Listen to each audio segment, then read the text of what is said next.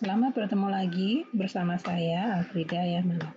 Pada kesempatan kali ini, saya akan memberikan informasi atau materi tentang etika komunikasi dengan dosen. Nah, pada saat sekarang ini, komunikasi dengan dosen berlangsung melalui SMS maupun chat WA dan juga email. Demikian juga halnya dengan komunikasi materi mata kuliah, pemberian materi mata kuliah melalui media online.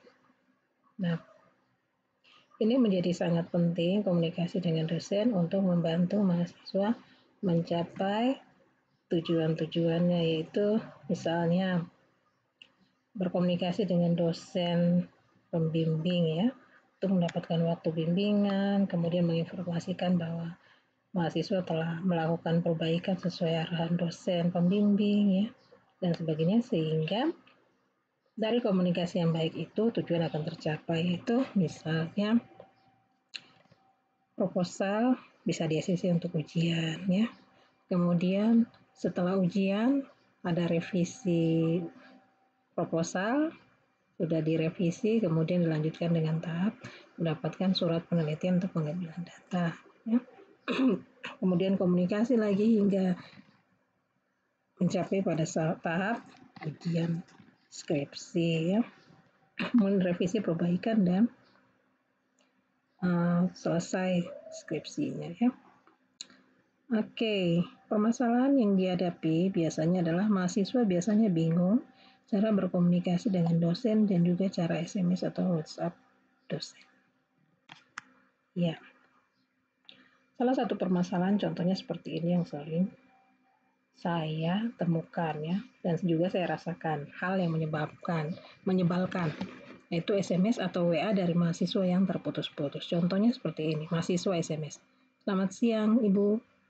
Ya, kemudian dosen menjawab, "Selamat siang juga, bagaimana?" Kemudian dosen menjawab, "Ini dengan saya namanya." Kemudian dosen balik bertanya, "Ya, bagaimana?" Kemudian dosen menjawab, "Saya ada perlu dengan Ibu." Misalnya. Dosen jadi bingung, marah karena waktunya tersita hanya untuk membalas SMS dari dari mahasiswa yang tidak jelas kepada dosen. Ini menyebabkan mahasiswa bisa mendapat masalah ya. Anda bisa mendapat masalah karena bertele-tele. Jadi sebaiknya SMS itu sapaan, isi pesan Anda, kemudian tujuan ya, kepada Bapak Ibu dosen. Nanti pada akhir materi saya akan memberikan contoh. Baik. Etika. Etika adalah ilmu yang mempelajari cara manusia memperlakukan sesamanya dan apa arti hidup yang baik. Itu menurut Algernon de Black tahun 1990. Nah, Franz Magnus menyebutkan bahwa etika adalah sebuah ilmu, bukan sebuah ajaran. Ya. Jadi etika adalah pemikiran sistematik tentang moralitas. Ya. Etika merupakan bagian dari ilmu filsafat. Ya. Jadi bagaimana moralitas itu berupa nilai-nilai yang ada di dalam kehidupan sosial ya, baik yang tertulis maupun tidak tertulis, itu dapat dilaksanakan dengan baik oleh manusia ya, untuk mencapai itu. Tujuan yang baik tercapai di dalam kehidupan sosial ya. Manusia adalah makhluk sosial. Untuk mencapai tujuan pribadinya, tujuan secara umum, masyarakat secara umum, dan lain sebagainya. Oke, kemudian komunikasi. Ya, komunikasi menurut Everett M. Roger, komunikasi adalah proses di mana satu ide dialihkan dari sumber kepada seorang penerima atau lebih dengan maksud untuk mengubah tingkah laku mereka. Ya, jadi di sini ada unsur komunikasi, yaitu sumber pesan, penerima pesan, respon penerima, tanggapan balik penerima pesan. Ya, jadi ada dua orang ya, lebih dari satu orang yang melakukan komunikasi. Kemudian fungsi dan tujuan komunikasi bagi manusia adalah untuk mempertahankan hidup. Ya, ini ada salah ketik. Untuk mempertahankan hidup, kerjasama, personal, sosial, praktis, ekonomis, informasi, dan lain. Tentu saja dalam konteks materi pada kesempatan kali ini adalah konteksnya ada kerjasama ya, personal, kemudian komunikasi yang sosial ya, praktis karena kalian bertujuan untuk dapat menyelesaikan kuliah dengan baik ya, misalnya pada satu mata kuliah atau menyelesaikan tugas akhir. Kemudian informasi ya, mendapatkan informasi yang baik dari dosen ya. Ya. Kemudian unsur komunikasi ada tadi ya, pemberi pesan, kemudian penerima pesan. Pesannya apa? Supaya sampai ke penerima, konsumen itu dipengaruhi, penerima pesan itu dipengaruhi oleh lingkungan, kemudian media atau sarana yang digunakan untuk menyampaikan pesan. Nah, dalam hal ini mahasiswa berkomunikasi dengan dosen ya melalui SMS ataupun WhatsApp. Nah, itu diperlukan strategi dari mahasiswa agar pesan yang ingin dia sampaikan kepada dosen itu dapat diterima dengan baik ya, dan dia mendapat respon yang baik agar tujuannya dapat tercapai. Nah, itu diperlukan strategi berkomunikasi ya. Ya, siapa yang berkomunikasi ya? Biasanya pengurus HMJ atau himpunan mahasiswa jurusan ya akan berkomunikasi dengan fakultas, dengan senat fakultas juga ya, teman-teman dalam organisasi fakultas, kemudian jurusan, prodi, kemudian dosen dan ketua angkatan. Ini juga berkomunikasi dengan fakultas, dalam hal ini adalah melalui PD3 ya. Kemudian ketua kelas berkomunikasi dengan jurusan, prodi, kemudian dosen ya, ketua angkatan yang lain dengan HMJ ya, kemudian ketua kelompok tentu saja dengan dosen ya, dosen pengampu mata kuliah.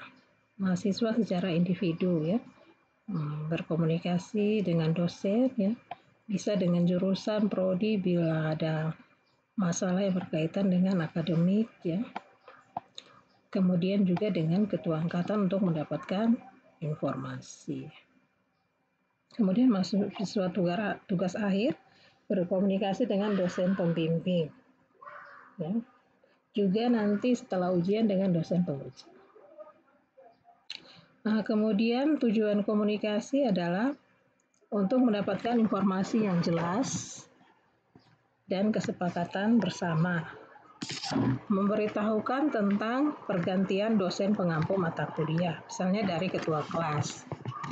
Kemudian mengingatkan dosen tentang jadwal kuliah dan ruangan kelas yang akan dipakai.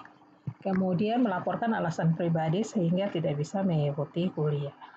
Ya, ini biasanya individu ya, mahasiswa secara individu menghubungi dosen pengampu mata kuliah dan menyampaikan beberapa hal mengapa ia tidak dapat mengikuti kuliah ya.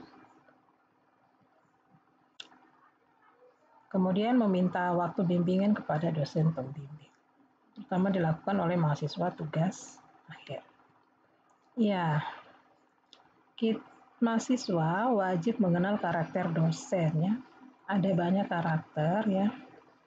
Untuk itu perlu melihat dosen yang akan kita berkomunikasi ya. Maka dosennya itu tegas, disiplin, terbuka, ramah, otoriter, dan demokratis ya. Oke. Apabila dosennya adalah seorang yang disiplin, maka Anda harus juga disiplin. Ya, masalah dari disiplin waktu ya. Jadi misalnya Anda melakukan janjian dengan dosen untuk misalnya mengirimkan tugas sesuai dengan arahan, maka harus mengikuti arahan yang telah diberikan oleh dosen, terutama dosen-dosen yang tegas dan disiplin. Apabila Anda terlambat mengumpulkan tugas, kemudian Anda akan berkomunikasi secara individu, secara personal dengan dosen bersangkutan, maka Anda harus menyampaikan alasan yang masuk akal dan juga alasan yang tepat.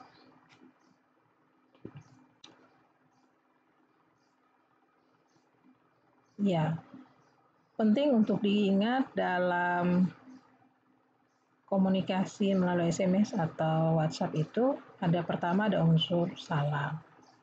Waktu saat berkomunikasi apakah pagi, siang, atau sore. Nah, waktu berkomunikasi ini upayakan untuk tidak di dalam jam kerja ya. Kalau misalnya di atas sore jam 6 ke atas malam itu upayakan memang hal-hal yang sangat penting dan sudah berkomunikasi sebelumnya dengan dosen. Pilihan kata dan kalimat, SMS atau telepon, diperhatikan baik-baik kata per kata.